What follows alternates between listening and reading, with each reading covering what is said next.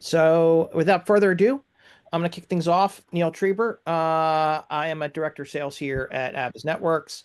I help to champion our channel, our federal public sector, and many things. But who we have championing today is one of our partners and customers, Richard Evans from Cybermite. We are very privileged to have Cybermite as both customer and partner.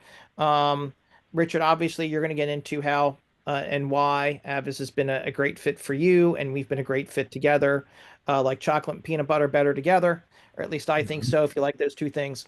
But we have been, it has been really good, and you'll see why we've been helping Richard and his chief officer, Yvonne Rivera, um, to help them grow and expand their own services as Cybermite, offering some very unique cyber capabilities to the federal government, public sector, and many others.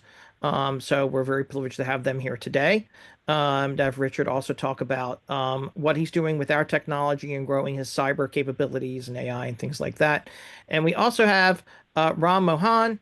Ram helps to champion our marketing through our marketing side.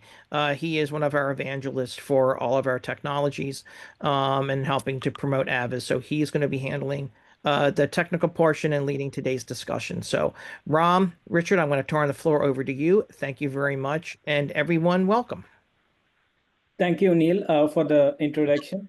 Hello, everyone. Welcome to SONiC Bootcamp. So we have a agenda today. So this is going to be the agenda. So we are just going to start with voice of the customer. We have Richard with us, and then followed by it, we have the introduction to SONiC. What is SONiC, and the evolution of SONiC, and how Avis helps or uses this SONiC and helps organizations to improve their efficiency. And then we can talk about FTAS. I'll capture detailing in terms of what is FTAS and then how it helps organizations in terms of the SONiC adoption. We also have a nice demo that is planned today. And then we have a Q&A for the last 15 minutes for the participants. In between, if you have any questions, please feel free to enter your questions on the Q&A. We will happy to take that at the end of the bootcamp. To start with, as Neil already, gave an introduction about Richard, we will start with the voice of the customer. So basically, I and Richard will talk about the evolution of NOS, and then we will ask Richard to share his experience in terms of the adoption of SONiC. Why, he chooses SONiC comparing to the legacy NOS, and how he has benefited or the organization has benefited from, and then what kind of challenges that they went through in terms of adoption of SONiC, and then how Avis networks help them to solve it. So the first thing we would like to start with is the evolution of NOS. So when I think about the evolution of NOS, before a decade ago, when I started my journey working on this network and security, so typically when we talk about network operating systems, we don't have much options. Like, it is pretty much, the Nexus, the Cisco OS, and then the Junos at that time. That's what the network operating systems we do foresee. In the last 10 years, it's just been, there is a rapid evolution. And then SONiC came, before 9 years back. It's been released by Microsoft. So I would like to get Richard's preview on how he sees the evolution of network operating system, maybe in last 10 or 15 years. Yeah. No, thank you. Thank you, Neil. Thank you for the intro, and Ram for you guys putting all this together. Yeah, the introduction of the open source network operating system uh, was kind of unheard of when uh, I started my IT career almost 30 years ago. You had a couple of choices, and back then it was even less. And then some new players came on the field like Juniper and that kind of stuff. They were a bit more open on how you could program stuff. from APIs and that kind of stuff. But really, we didn't see a lot of uh, major innovation around how the network operating systems were um, evolving. You'd get the same old stuff from Cisco, and then Juniper was packing some stuff in there with their dedupe technology across WANs and satellite shots and whatnot.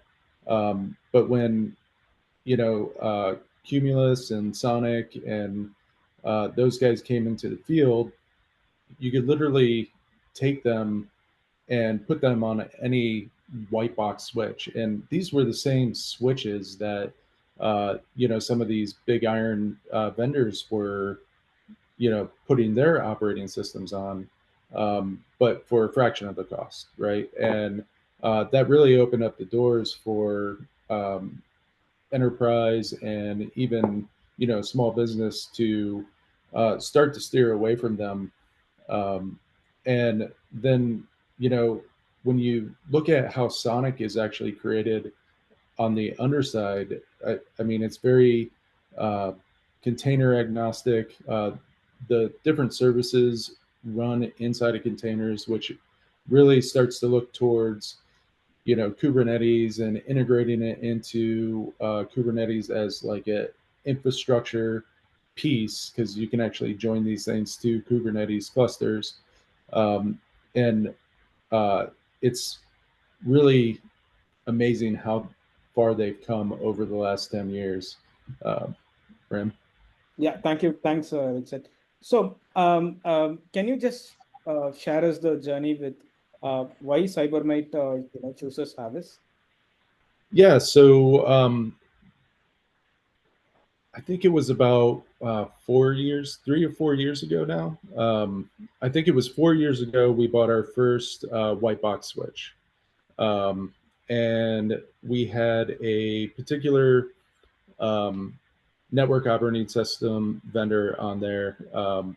Don't want to call anybody out, so I'll leave you guys to think about, or you can guess who I'm talking about. And we got support from them. We threw their OS onto our box, and we built our infrastructure around it.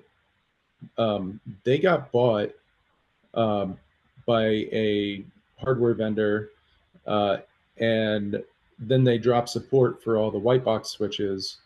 And then we were left scrambling, going, okay, how do we solve this? Do we either upgrade to their expensive hardware software pairing, or do we go with something else? So we did a lot of research, bit of soul searching, and we arrived at SONiC. And it was a big leap for us because it was completely open source back then. There was a major following still, and the project was being updated consistently. But we bit the bullet. We got new white box switches. We threw SONiC on it, and it was going really well. But we found that the open source community is great, but the vendor that we had chose for the hardware, we were using their version of SONiC, and the support was, I would say, lacking a little bit. And we had some major issues, lots of drop packets. Our MC lag wasn't working, and we got introduced to Aviz through the hardware vendor that the VAR that we purchased the software through. Thank you. Yeah. Yep. So, Richard, so thank you for this. So I'm just curious to know, as you rightly mentioned that you do have this challenge with the vendor who offers their own SONiC natively, right? But one of the decisions I think you choose Avis is that the support and then the expertise that what you've been offered by Avis Networks, right? So can you just talk about that? That's what Yes. will be kept that we can talk in the enterprise adoption challenges. Yeah, definitely. So once we started receiving hardware support from Aviz, uh, they actually recreated my entire environment with my configs, with my version of NOS and the hardware that we had, uh, replicated it, and then they were able to actually replicate the errors I was seeing inside of my environment, and they worked directly with the hardware vendor to patch their version of NOS, and that to me was not just above and beyond. It was unheard of for a third party support vendor to do that, and um, you know uh, that that really solidified our relationship at the beginning. I mean, from day one, they were offering assistance. Their support is unparalleled. It's truly helped us. We were in a bad way, and as we scale, you don't always see uh, some of those issues when your workloads aren't as heavy, but we were scaling, and we it really came out, and um, we were pretty bad on that side, and Aviz came in, and they really helped us out. So Okay, thank you, Richard. So, in a nutshell, it seems that you had faced a lot of challenges with the other vendor, who also despite support Sonic. But I think, one of the uniqueness where Avis would really stands out is the way that we build this technology, the single plane of UI, the orchestration layer that what we develop and giving it to our customer were standout, and then the expertise and support, the 24/7 support that we helps to our customer, which is just keeping Avis Networks as a unique vendor on this area to support Sonic. yes, agreed, completely agreed. Yeah. Thank you, Richard, for sharing us the customer journey.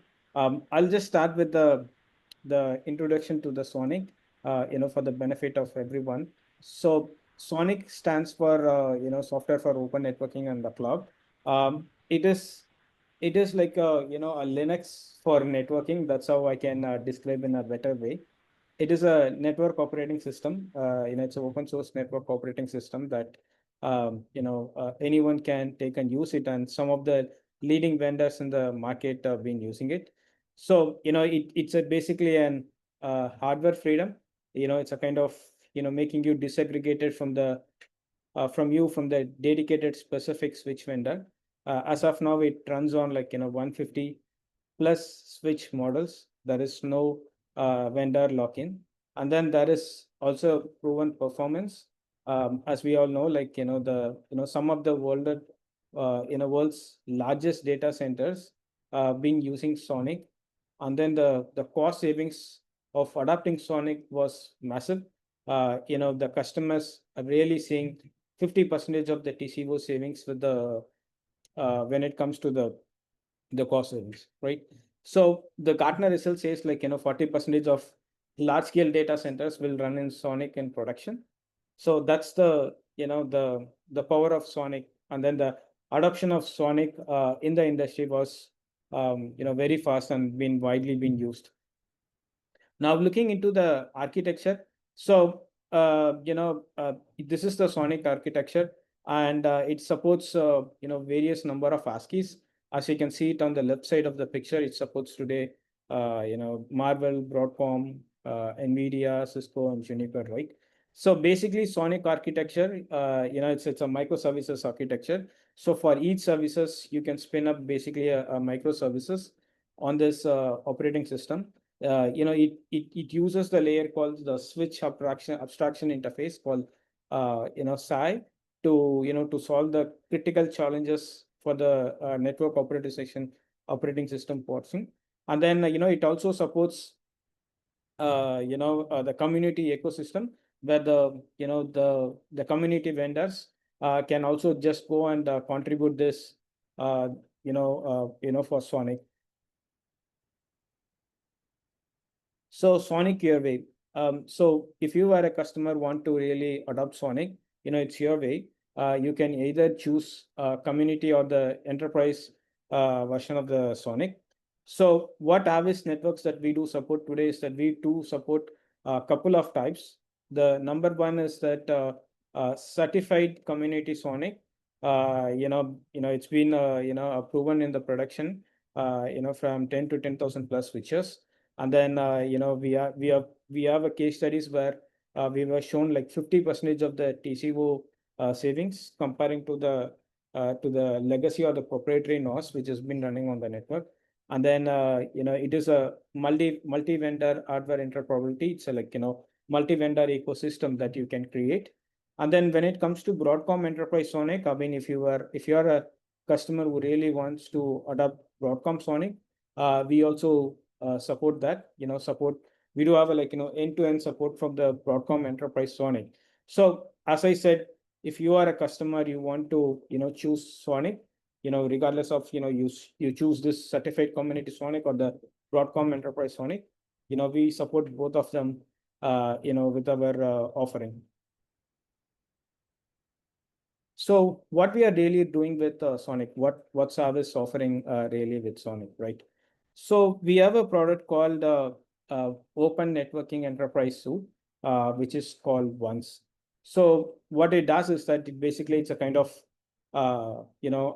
operating system, I would say, which we build on top of the SOniC. So it's a kind of, you can have multi-vendor orchestration. As you can see in the right side of the picture, you do see different switch vendors like Broadcom, Cisco, NVIDIA, Arista. So all these different kind of vendors can be managed using our Once application. We also offer a centralized manager UI where you can just onboard all the devices. You can basically configure, the functionality of the switching, different protocols. And then all these systems will be managed by our centralized management system. You can also connect with the, with the observability tools like Splunk or Elastic, right? And then in addition to it, we do have this expertise that can work dedicated for the SOniC.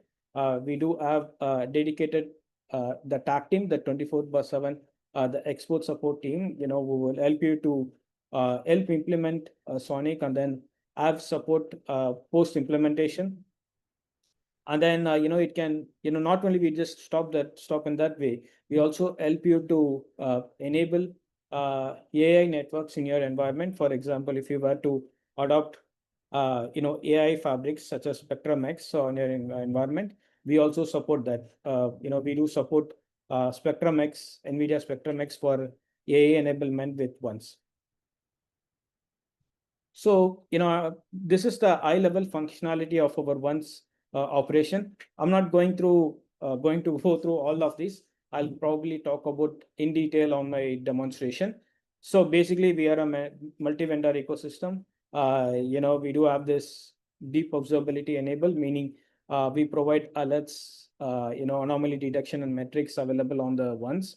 And then we also help you to migrate from your legacy NAS migration to the SOniC adoption. As I said, right, using the Once orchestration, you can also monitor and manage, the health of the overall network, overall your multi-vendor ecosystem using the Once orchestration. So we'll talk in detail about during my demonstration. I'll just move to the next part. So the next part is this Fabric Test Automation Suite, FTAS, right? Now, many of them may have a question like, what is this FTAS is all about?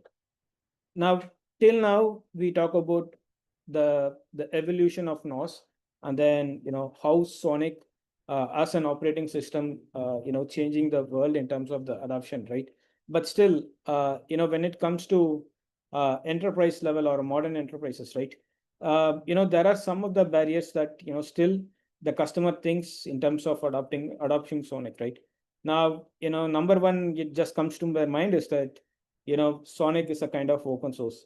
If I were to adopt SONiC, I mean, in my large scale production, what will be the consequences?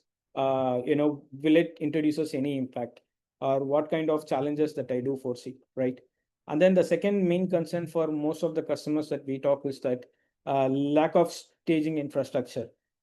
Despite they understand the importance of the SONiC and then the cost savings with SONiC, but they might lack of staging environment because they don't have a specific dedicated switching environment or the testing environment to do their test to make sure that SONiC will run on the production without any issues, right? And then eye simulation costs. This again falls down into the testing area where they don't have the adequate rack space, switch power, and then the testers to continue these tests, right? And also expertise gap.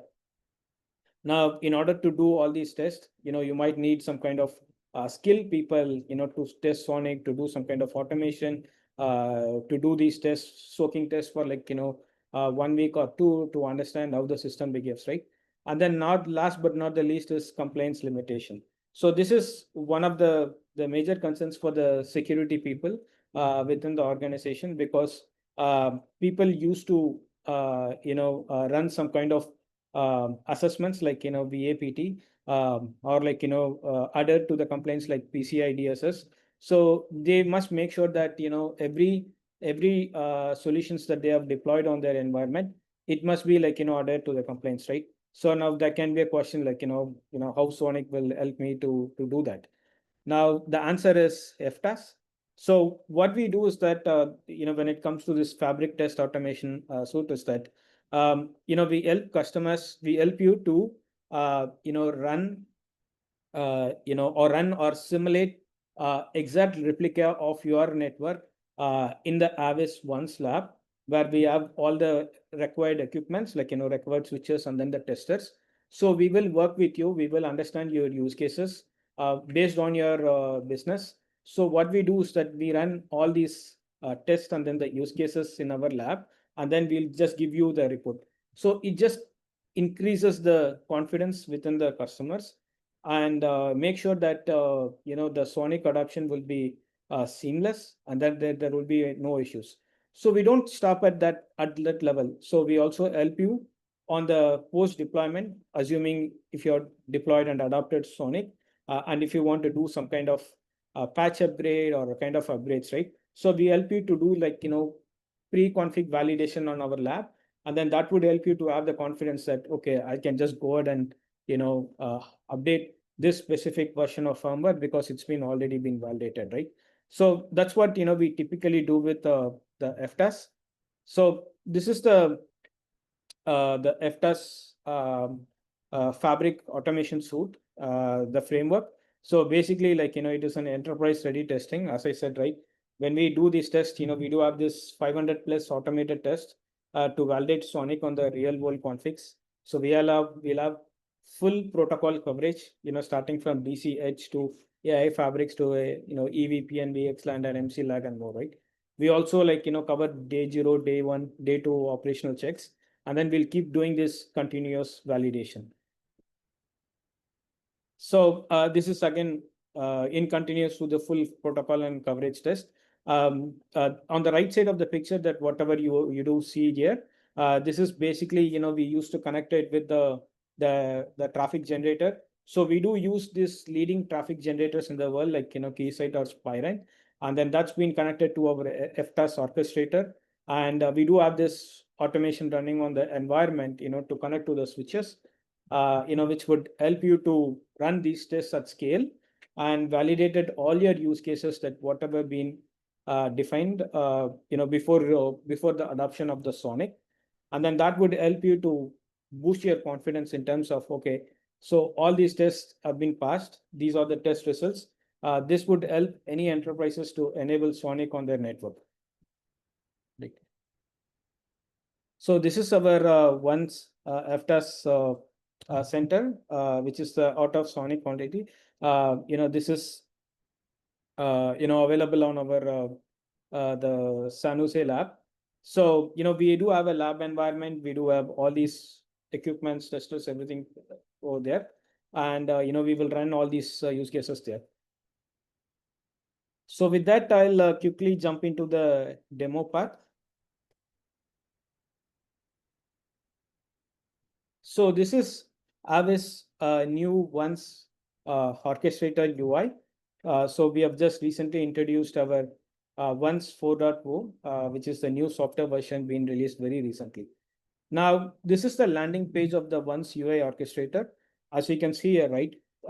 We do have the device health status, the device metrics, and then the capacity utilization for different types of fabrics that you have. For assuming if you have a data center which is located on different locations, so this capacity utilization will basically gives you the the eye level overview of what is the utilization of different data center for your fabrics, right? So we do have different options that are available on this orchestrator, the front end orchestrator. I'll just go one by one. So let's start with the management. As I talk about the multi-vendor orchestration, right? So these are the devices who have been already onboarded on the once UI. As you can see here, right? So we do see the list of H code devices being onboarded, and these are the basic. These are the ASCII type vendors. And then, this is the SONiC version that's been used. And then, if I just go to page 9, you can also see some of the Cisco devices and then the Wistron devices, right? So basically, this would help you to, gives you to add your devices. Basically, you can just go to add devices, and then you can either add the devices manually, or you can just, if you have these devices on your Excel, you can also upload it into the CSV file. Now going back to the monitor mode. So once we add the devices, once we set the configuration, right? So you can also, view your complete configuration, how it is connected, how the leaf spine fabrics were being interconnected using the topology view. As you can see, right, I mean, there were 113 switches being managed by using this the single plane of glass. And then, we are, out of it, there were 14 switches were not streaming the telemetry due to whatever reasons. And then we have identified, there are 12 fans being faulty on the 12 devices. And then these are the faulty PSUs and then the link down, right? So now here comes the question. Now I do see this is my topology view. Now I want to know, I want to see, which is the spine switch and what is the model, what's been running, right? So, in order to do it simply, if you can just go here and then select the device info. So basically it just gives you uh, what is the device model, how we, and where it is implemented, is it a spine or the leaf switches, and then what is the model, what is the telemetry agent that's been running on, what is the ASCII vendor, right? So you can basically use this UI navigator to go and look into what's been happening with all your fabrics, right? Now going back to the monitor, you can also check the health of the devices. So this is the health monitoring of the devices, as you can see, right? So for each switches, you can see the CPU and then the memory utilization for each switches, how it's been, what is the current memory and the CPU utilization. We also have an option to configure the capacity, you can also see the capacity, right? Now, next, going to the configuration part, I'll just go to the configuration part and then I'll show you, some of the configurations. Now, the way that, you can configure is that you can configure, the configurations in couple of ways. Number one is YAML, where you can basically, implement the configuration. You can also specify the switch details, which port to which port you want to connect. As you can see, right, there is the switch one, and then the Ethernet port numbers also mentioned. So you can basically, if you want to automate every configuration, right? So you can basically use these YAML files, to apply your configuration. So once you have this YAML file ready, before applying it, you can also, visualize it. So if I just visualize this YAML, right, you can also see like, how this topology view comes, right? You can basically see how the switches were interconnected between the devices. You can also see the switches information, like, there is this, these are normal links, not MCLAC links enabled, but it also gives you like, what is the switch name, like, what is the IP addresses of the switch, right? By that way, it is pretty easy for you to deploy large scale of configurations using automation, right? So the alternate way is to enable this configuration is using the GUI part, right? So once you implemented these configurations, for example, there are other options were available. For example, once you implemented this configuration, and then from the day one, from the day zero, you implemented the configuration. But in day one, day two, some of the other administrator, logged into the same UI, the once orchestrator, and changes the config, right? So if you want to basically look into the config changes, so you can basically go here and then compare the config. What is the applied config that has been initially applied, and then what is the running config? So between these two, you can basically like, see what are the configuration difference that just been happened between the day zero it applied, and then what's been running on the day zero and day one, right? So it just takes like, 2 minutes of time to load the configuration completely. Maybe I'll just go for another switch and then I'll see. I think they get the idea. I think you continue to move on, Ram. That's okay. Yeah. Yeah. So the other option is that, the backup and restore, assuming like, if you want to, you now there is some changes happened on the environment, and then what you want to basically do is that you want to, back up the configuration, or, you want to restore the configurations, right? So basically you can select this, and then, you can select the backup which has been taken 2 months ago or like 2 weeks ago. So basically you can use that and then restore it. So one of the interesting feature that what we have released as part of this 4.0 is that the RMA. So we just make this RMA process so seamless. Now, once a device has been identified as faulty, or if you want to do it, if you want to do an RMA, right? So what we do is that we will first mark the devices for the RMA, as you can see, right? We just mark these devices for the RMA. So once this device has been marked, you can just select for like start replacement. And then in this RMA, you can also mention like, what is the replacing device is going to be, and then the new device has been available. So once the new devices arrives on your data center, once it's been rack mounted, you can basically configure the management IP, and then you can onboard it. And then, you can select the switch IP, which is available, for to replacement.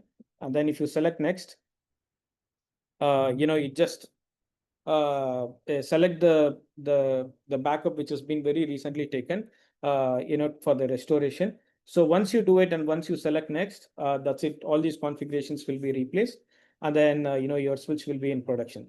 So this is a seamless operation, for replacing your faulty device, or like, replacing your older devices with the new devices, right? So as we talk about like the configuration and the RMA, right? I would like to talk about something on the telemetry streaming, that whatever we are doing as part of this once, because in my opinion, configuration is the key thing. Configuration management is a key thing that's been done from the centralized management orchestrator, but it is also important, for the NetOps or the SecOps team, to see what's happening on the environment, right? So observability plays a really a vital role. So let me show you like what kind of monitoring metrics that we offer as part of this once 4.0. If I just go to the analyze, so we will give you the statistics, like for the hardware, like what are the how many number of hardwares being managed, like what are the switch and the ASCII queues, and we also gives you this interface monitoring errors, like if there are any errors been happening on the interface, as you can also see, right?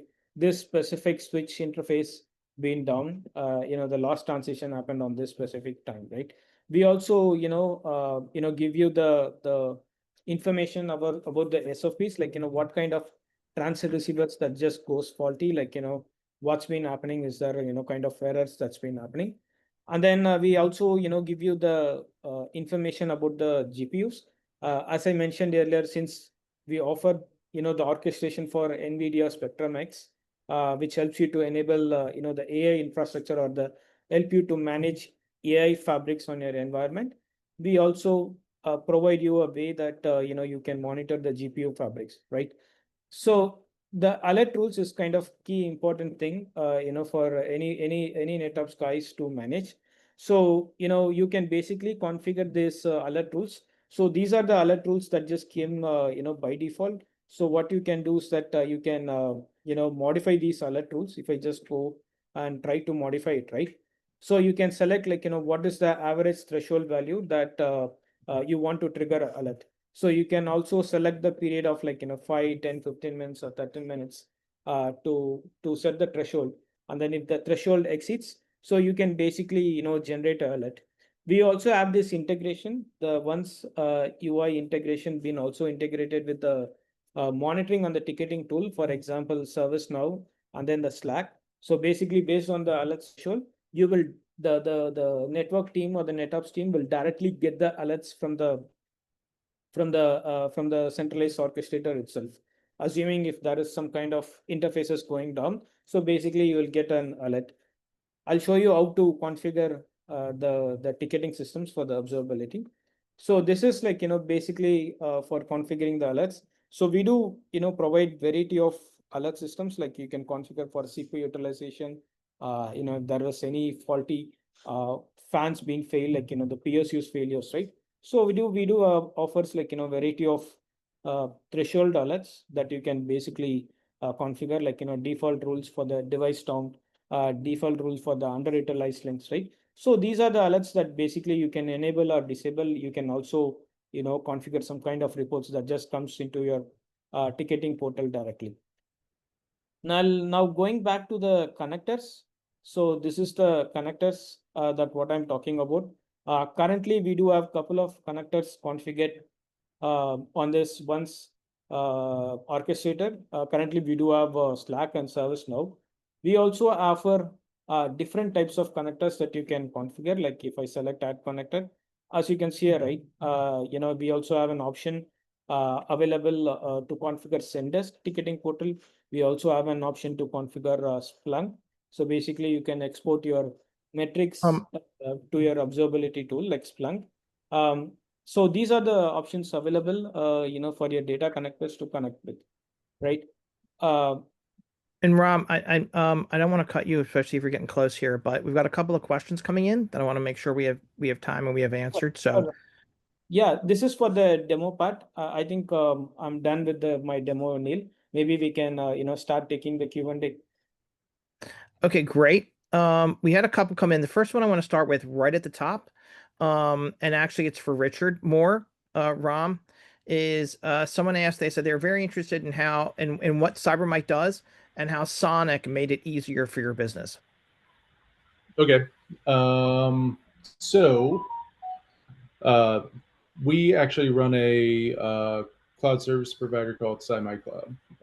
It's actually designed to meet FedRAMP standards, and we service the small business in the defense industrial base that need to do business with the federal government. SONiC actually helps us cut costs without like sacrificing any performance or features, and it really simplifies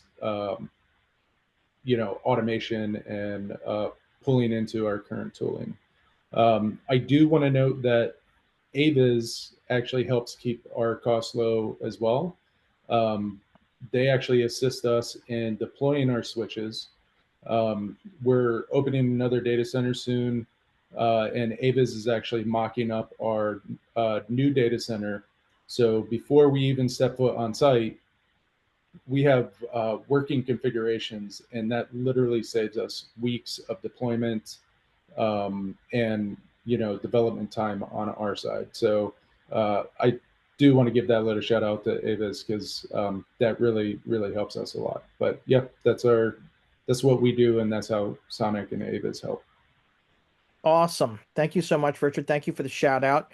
Richard, of course, is pointing to our part of our FTAS, our fabric test and automation services, as well as the modeling we do and deployment we do through our open networking enterprise suite ones, which Ram was demoing today. Thank you so much for demoing that, Ram. Really appreciate that. Um, we've got one or two other questions that came in. The first one, which I've answered in the chat already. Do you have a facility to upload syslog? Sorry about that. To upload syslog. And yes, we do. So we do have facilities in our deep network observability and our network copilot as well to do that.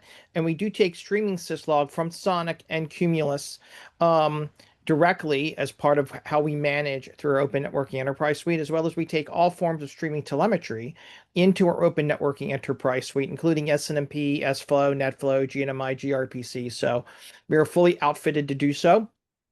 So we act as both a full observability suite as well as, of course, for open networking enterprise management, deployment, and truly AI fabric deployment and management. So as we're all looking to build out our AI services, enable AI capabilities, one of those things that we do automatically, which Ram also showed, is the fact that we can not only deploy your GPUs, we can manage them end to end as well.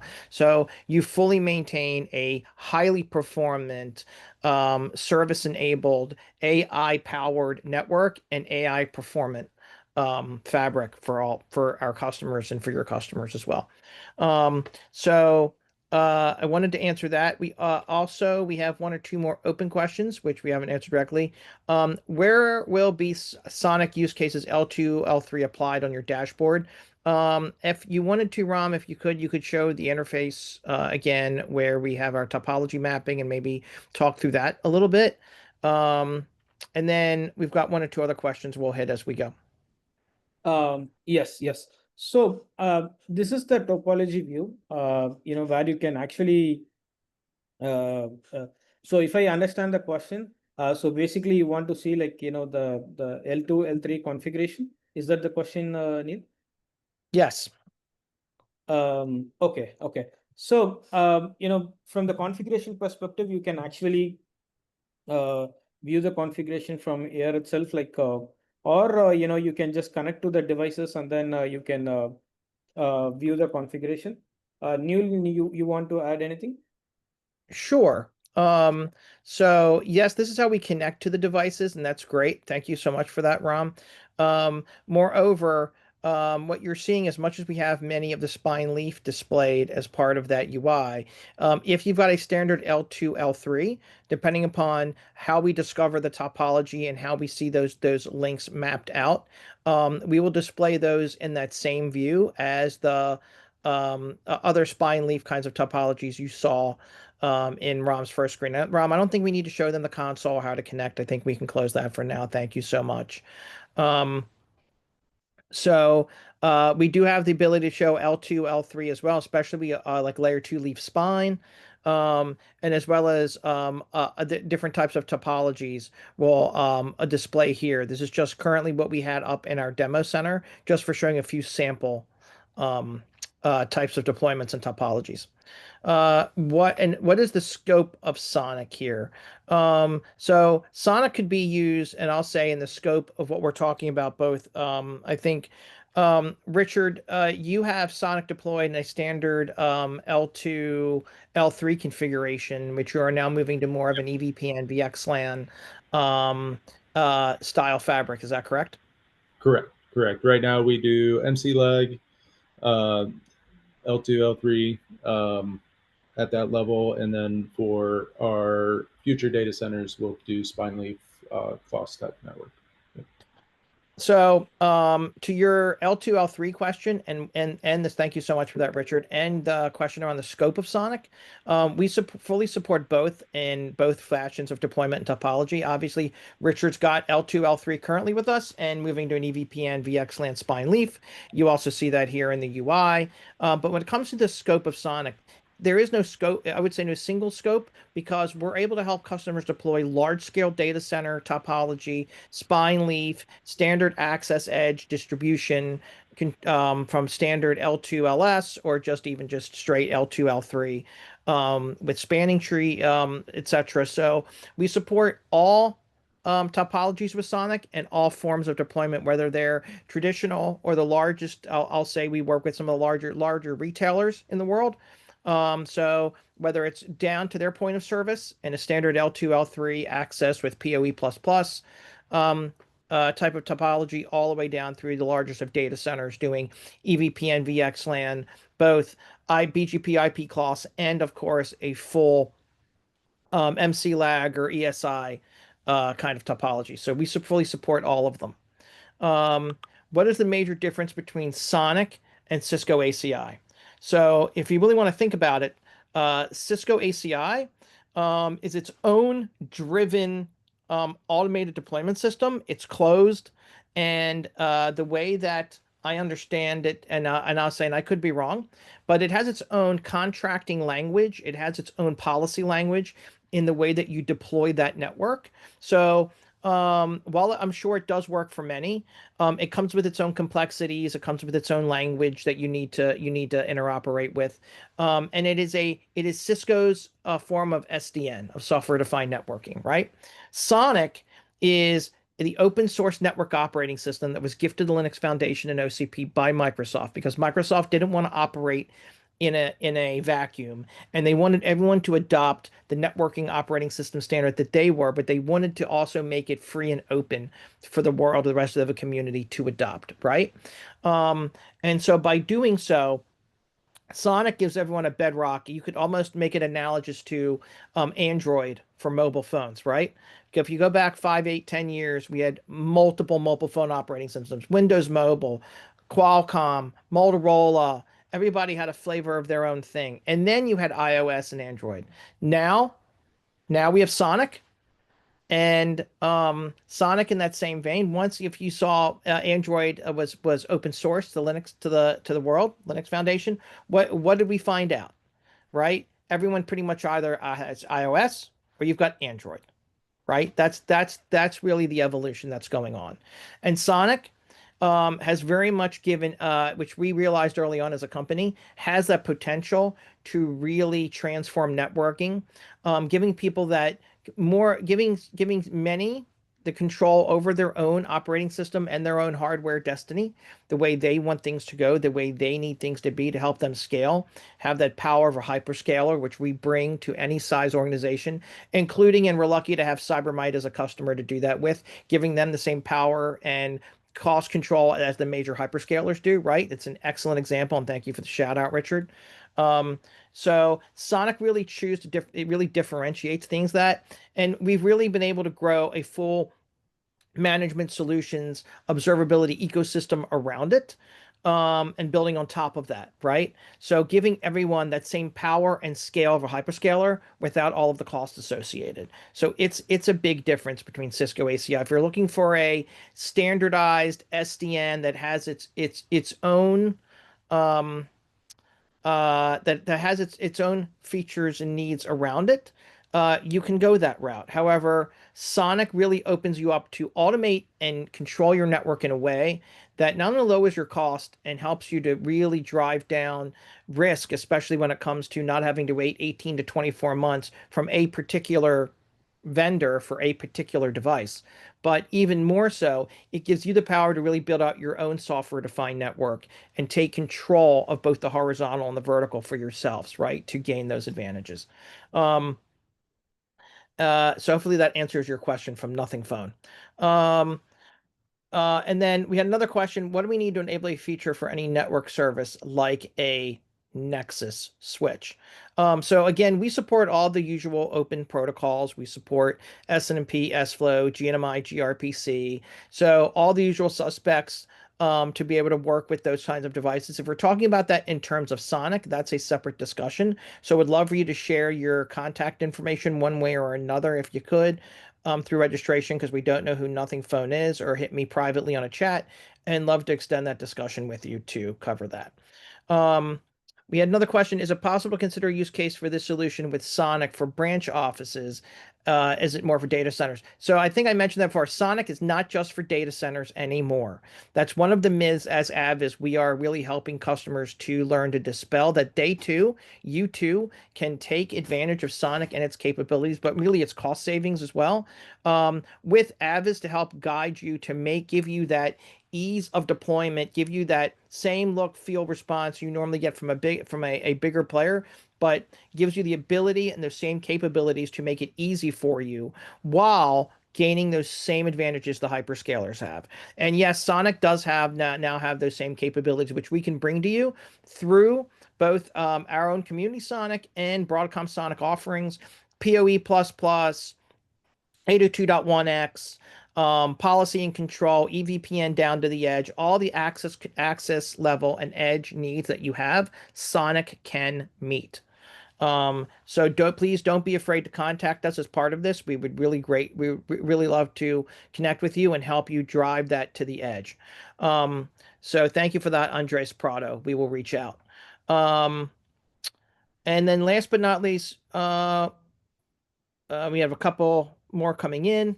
What both are working on the base kernel of Linux OS? I think I'll need more of a little context around that. That question is unclear when you say what both are working in base of Linux OS.